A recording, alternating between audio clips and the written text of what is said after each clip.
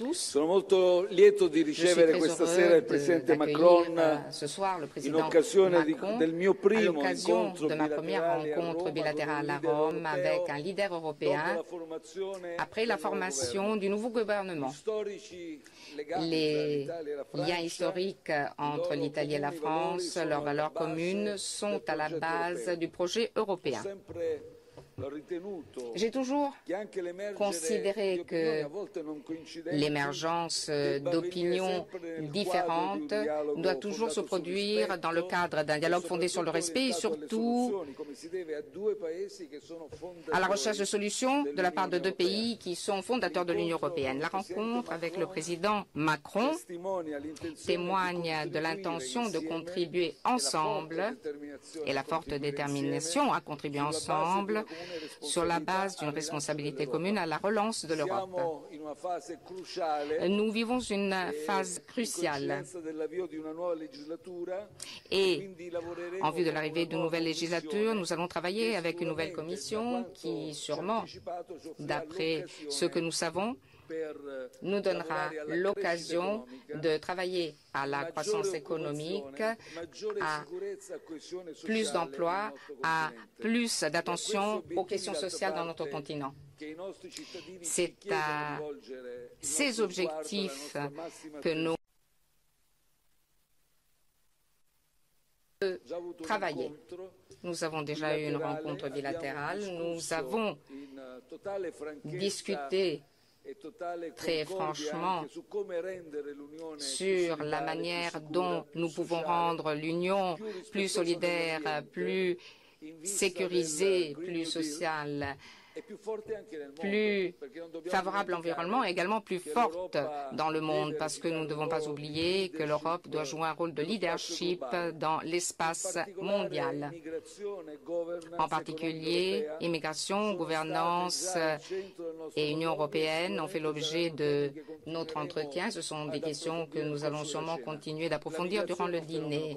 L'immigration est un problème complexe, un dossier complexe. Les Italiens en sont conscients. Il est essentiel que l'Europe tourne la page vers une gestion structurelle qui ne soit pas une gestion d'urgence des flux migratoires. L'Italie l'a toujours demandé de manière tout à fait cohérente. Nous devons faire en sorte que le dossier migratoire ne soit plus entaché de propagande et que ce dossier sorte d'une propagande anti-européenne, nous devons fournir une réponse rigoureuse parce que l'Italie ne se prête pas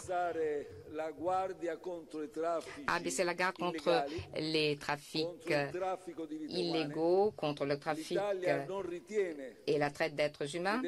L'Italie estime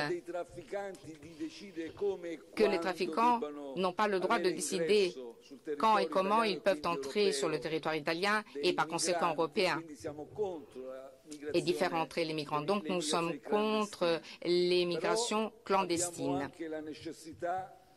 Mais nous avons également besoin de gérer ce phénomène de manière concrète, pratique, par le biais d'initiatives de divers niveaux. Surtout, le président Macron m'a donné sa pleine disponibilité, et je l'en remercie, pour une solution véritablement européenne, un mécanisme européen sur les débarquements, sur la répartition des migrants, et également une gestion efficace, une formule européenne et une gestion efficace des rapatriements. Ceci est très important parce que le problème, parmi d'autres, est la question des rapatriements qui ne sont pas efficaces. Nous devons donc renforcer notre collaboration et j'ai reçu une pleine disponibilité dans cette direction, également avec les pays d'origine et les pays de transit, et ceci concerne par conséquent le continent africain. Nous devons promouvoir un modèle de partenariat véritablement paritaire avec le continent africain qui vise à développer pleinement sur le plan économique et social l'énorme potentiel de ce continent. Dans le domaine économique, l'Europe se trouve confrontée à un ralentissement prolongé dans un contexte d'incertitude de la situation internationale. Nous venons d'en parler à Biarritz au G7. Notre pays est prêt a joué son rôle pour que la demande interne soit relancée, également pour améliorer les performances en matière d'exportation. Avec le président Macron, nous souhaitons que l'ensemble de l'Union européenne contribue à la relance des investissements et à la croissance économique de tout le continent. Durant le dîner, nous aurons un échange sûrement sur les modalités concrètes pour améliorer la gouvernance économique de l'Union européenne, indispensable pour rééquilibrer les relations, le rapport entre stabilité et croissance. La première est la base de la deuxième, et nous parlerons d'environnement. Nous sommes tout à fait d'accord sur la question environnementale et également sur les questions sociales, en surmontant la question d'un bilan procyclique. Nos relations sur le plan économique bilatéral sont excellentes. Nous sommes en train d'intensifier notre collaboration, ce qui confirme la solidité de nos relations. Et d'ailleurs, l'Italie est le deuxième partenaire commercial de la France après l'Allemagne, avant les États-Unis et avant la Chine. La France est le deuxième pays pour ce qui concerne les importations et exportations. L'Italie est le troisième investisseur après l'Allemagne et les États-Unis. Il y a 2000 entreprises à participation italienne qui sont présentes en France, qui emploient plus de 100 000 salariés. Avec le président Macron, nous allons parler, comme nous l'avons déjà fait, de dossiers stratégiques pour nous, comme le dossier libyen. Nous considérons qu'il est fondamental de travailler ensemble de manière constructive pour ce qui concerne la Libye. Nous devons avoir les mêmes objectifs en impliquant tous nos partenaires internationaux.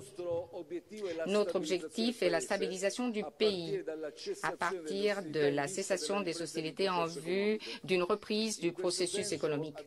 Dans ce sens, nous avons prévu une initiative conjointe. Nous allons travailler sous l'égide des Nations Unies à New York pour organiser une mission ministérielle, une commission ministérielle pour explorer les solutions politiques et pour créer les prémices afin que ce processus puisse démarrer au plus tôt. Cette approche est fondée sur la coopération internationale, sur l'implication constructive des parties concernées dans le respect des prérogatives du peuple libyen et en fonction de l'apaisement, de la pacification et du bien-être de la population libyenne, en particulier les Nations Unies et le représentant Salamé représente le pivot de ce mécanisme. Aujourd'hui, j'ai rencontré, comme vous le savez sans doute, le président al-Sarraj et nous avons fait un point de situation sur la Libye. Nous devons favoriser une conférence intra-libyenne et ceci est un passage important pour une solution européenne. Et j'en ai parlé d'ailleurs avec M. Macron. Comme je l'ai dit au président Macron, une invitation sera faite pour tenir en Italie le prochain sommet bilatéral qui se tiendra au début de l'an prochain, qui sera important pour renforcer les relations culturelles qui sont déjà intenses. Nous travaillons côte à côte à l'occasion de célébrations qui nous concernent de près, telles que celles concernant Léonard de Vinci et prochainement Raphaël, et également d'autres initiatives communes à l'avenir. Merci. Merci beaucoup, Monsieur le Président du Conseil, cher Giuseppe. Je n'ai que très peu de choses à rajouter et rien à retrancher de ce qui vient d'être dit un instant par le Président du Conseil. Je suis très heureux d'être ici parmi vous, très heureux d'être aujourd'hui à Rome, quelques jours après la formation de votre nouveau gouvernement. Je viens de m'entretenir un instant avec le Président de la République, Sergio Mattarella, après les entretiens que nous avions eus au printemps dernier, lors des commémorations des 500 ans de la mort de Léonard de Vinci en France. Et je suis heureux de vous retrouver ici, cher Giuseppe, à Rome, dans ces responsabilités. Ma présence aujourd'hui, c'est d'abord la volonté marquée de travailler ensemble pour la relation bilatérale et pour le projet européen. Vous l'avez parfaitement rappelé. Et c'est aussi un message fort et clair envoyé au peuple italien d'amitié de la part du peuple français. Votre président l'a dit il y a quelques mois, cette amitié est indestructible.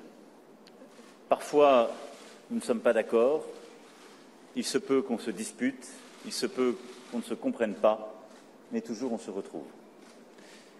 Et je crois que nous en sommes là et que la volonté du peuple français est véritablement de travailler avec le peuple italien et de réussir pleinement. Vous l'avez dit, Monsieur le Président, à l'instant, notre souhait est de renforcer, et nous venons de l'évoquer ensemble, la coopération bilatérale et européenne, et je veux revenir simplement sur quelques sujets. Le premier, évidemment, c'est le sujet des migrations.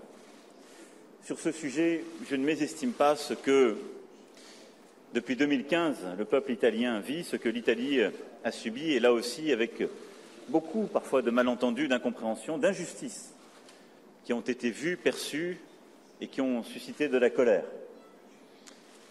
Je crois très profondément, comme vous l'avez dit, que la réponse au sujet migratoire n'est pas dans le repli, la provocation nationaliste, mais la construction de solutions et de coopération européenne réelles et efficaces.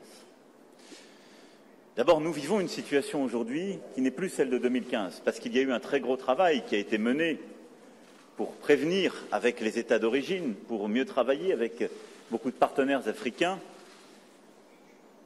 la situation que nous avons pu connaître alors. Mais ce que nous voulons faire ensemble, c'est poursuivre ce travail. Nos ministres de l'Intérieur se retrouveront dans quelques jours pour travailler sur la base de notre échange. Ils élargiront leurs discussions à d'autres collègues européens, je pense en particulier à leurs collègues maltais et à l'ensemble des pays de la rive sud, et ils se retrouveront d'ailleurs précisément à Malte, et ils poursuivront ainsi le travail que nous avions pu lancer à Paris au mois de juillet dernier, incluant aussi plusieurs organisations internationales. Notre approche, elle doit répondre à 3 exigences, auxquelles je crois pouvoir dire nous sommes l'un et l'autre attachés. La première, c'est une exigence d'humanité. On ne peut résoudre ce conflit en le faisant aux dépens des vies humaines ou en acceptant des personnes bloquées en mer ou des scènes de noyade que nous avons trop souvent vécues. La deuxième, c'est la solidarité. Et c'est ce qui a manqué bien trop souvent en Europe. Je l'ai dit, l'Union européenne n'a pas fait suffisamment preuve de solidarité avec les pays de première arrivée, notamment l'Italie. Et la France est prête à évoluer sur ce point dans le cadre de la remise à plat des accords de Dublin. Et je souhaite que nous puissions ensemble travailler à une solution nouvelle, plus forte et plus solidaire. Et puis le troisième principe, c'est celui d'efficacité. Les désaccords politiques ont conduit à une approche qui est au fond très inefficace, inefficace pour prévenir les arrivées, inefficace aussi pour gérer ce qu'on appelle les mouvements secondaires. Parce qu'avec notre organisation actuelle, nous avons au fond trop de non-coopération entre les États membres, et du coup une situation où beaucoup de femmes et d'hommes qui ont pris tous les risques pour quitter leur pays se retrouvaient sur la rive de l'Europe, errent de pays en pays, où les responsabilités sont renvoyées des uns aux autres, et où nous sommes collectivement inefficaces à bien protéger ceux qui ont le droit à l'asile et à pouvoir renvoyer au plus vite ceux qui n'y ont pas droit. S'agissant des sauvetages en mer et des débarquements, vous l'avez évoqué, Monsieur le Président du Conseil, je suis convaincu que nous pouvons nous mettre d'accord sur un mécanisme européen automatique de répartition de l'accueil des migrants, coordonné par la Commission européenne, qui permette de garantir à l'Italie ou à Malte, avant une arrivée, que ses partenaires puissent prendre en charge rapidement toutes les personnes débarquées et avoir une organisation beaucoup plus solidaire et efficace, comme je viens de le dire, plus largement. Pour être juste et efficace, il nous faut donc partout pouvoir défendre le droit d'asile, qui fait partie bien souvent de nos constitutions, c'est le cas de la France, qui fait partie de nos textes les plus fondamentaux, je pense justement au texte de la Convention européenne des droits de l'homme. Et donc protéger le droit d'asile, c'est aussi nous assurer que celles et ceux qui n'y ont pas droit soient reconduits le plus rapidement possible vers leur pays d'origine. Et donc c'est notre volonté commune d'avoir au niveau européen une plus grande harmonisation du droit d'asile, plus de coopération et une politique plus efficace de réadmission vers les pays d'origine lorsque les cas ne relèvent pas de l'asile. Au total, je crois que nous avons aujourd'hui une fenêtre d'opportunité pour parachever, relancer sur certains points plus fondamentalement le travail de remise à plat sur le plan des migrations et de l'asile en Europe aujourd'hui. Et la discussion que nous avons eue ces derniers jours et que nous venons d'avoir avec le président du Conseil, comme la discussion que nous avons eue avec plusieurs de nos partenaires, en tout cas me rend déterminé et volontariste sur ce sujet à vos côtés. Et je crois là aussi que nous pourrons défendre une position commune avec la nouvelle Commission européenne pour que tous les pays participent, sous une forme ou une autre, à la solidarité européenne en la matière, ou bien soient pénalisés financièrement. Le deuxième sujet extrêmement important que nous avons discuté, qui est au cœur non seulement de l'agenda bilatéral, mais de l'agenda européen, c'est celui de la croissance, de la création d'emplois, du contexte macroéconomique. Le président du Conseil l'a évoqué. Nous voyons tous les chiffres en Europe. Et si aujourd'hui la croissance se tient à peu près, elle est en deçà de ce que nous avons pu connaître, parce qu'il y a les incertitudes géopolitiques, parce qu'il y a la conflictualité commerciale mondiale, parce qu'il y a un ralentissement en Chine qui pèse sur plusieurs économies de la zone euro. Parce qu'il y a aussi sans doute une coordination de nos politiques économiques qui n'est plus adaptée. Je veux, en la matière ce soir, et le faire ici à un sens tout particulier, rendre hommage au travail de Mario Draghi et tout particulièrement à ses dernières décisions. Une fois encore, avec beaucoup de courage et de clairvoyance, le président de la Banque centrale européenne a pris les décisions qui convenaient. Mais il a aussi fait les déclarations qui convenaient. Même si certains ne veulent pas entendre. Je le dis avec force, il a, à mes yeux, raison. La politique monétaire, depuis 2012, a fait le maximum de ce qu'elle pouvait faire pour préserver la situation européenne, éviter la déflation et nous éviter le pire. Il appartient aujourd'hui aux chefs d'État et de gouvernement de prendre leurs responsabilités en ce qui concerne leur budget propre, comme en ce qui concerne les décisions que nous aurons à prendre au niveau européen pour avoir une véritable politique de relance et de demande intérieure. Certains États membres ont des marges de manœuvre, et je salue d'ailleurs les annonces récentes à cet égard des Pays-Bas qui ont décidé d'un plan d'investissement d'avenir dans lequel, je dois dire, je me retrouve. 50 milliards d'investissements sur les années qui viennent.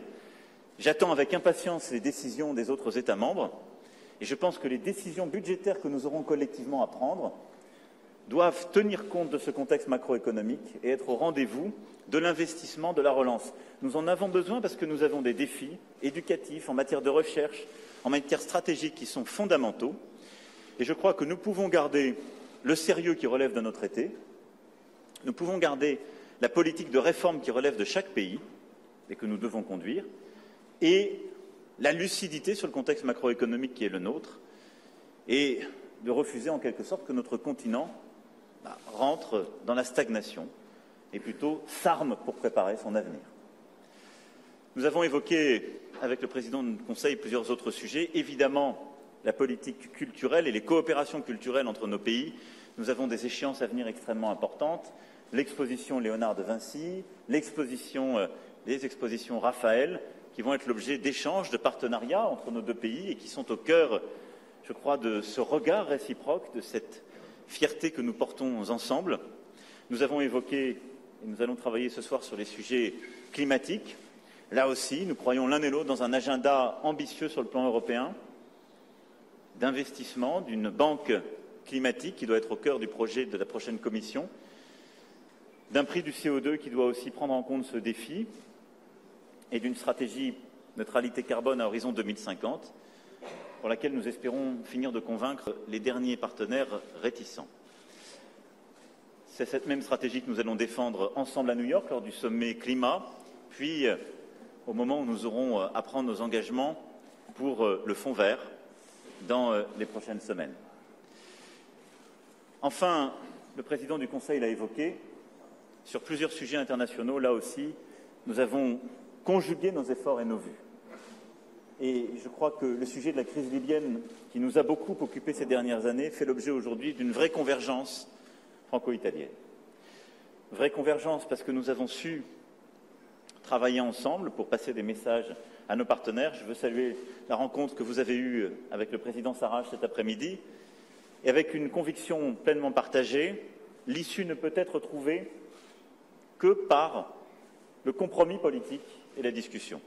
C'est ce que nous avons d'ailleurs porté ensemble lors du G7 de Biarritz, en défendant l'idée d'une conférence internationale pour la Libye, incluant toutes les parties prenantes, et d'une conférence interlibyenne permettant cette réconciliation de toutes les parties au sein de la Libye. Vous avez rappelé ce point à l'instant. Et à ce titre, l'initiative portée par nos deux ministres des Affaires étrangères dans quelques jours à New York, rassemblant l'ensemble de leurs homologues concernés, est, à mes yeux, la mise en œuvre très concrète de cette volonté et sera, comme vous l'avez dit, une étape importante. Voilà sur quelques-uns des sujets importants de coopération économique, culturelle, industrielle, sur les sujets de défense dont nous allons continuer à parler dans quelques instants, sur les sujets. Dans quelques semaines, nous nous retrouverons autour de la table du Conseil pour parler de ces sujets et de quelques autres.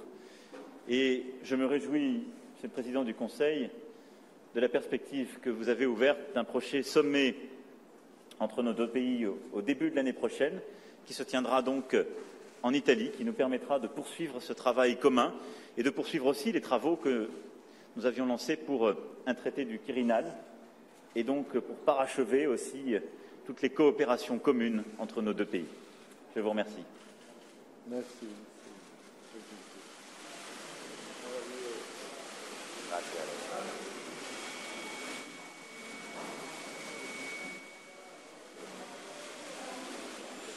Grazie, buon lavoro. Merci à vous.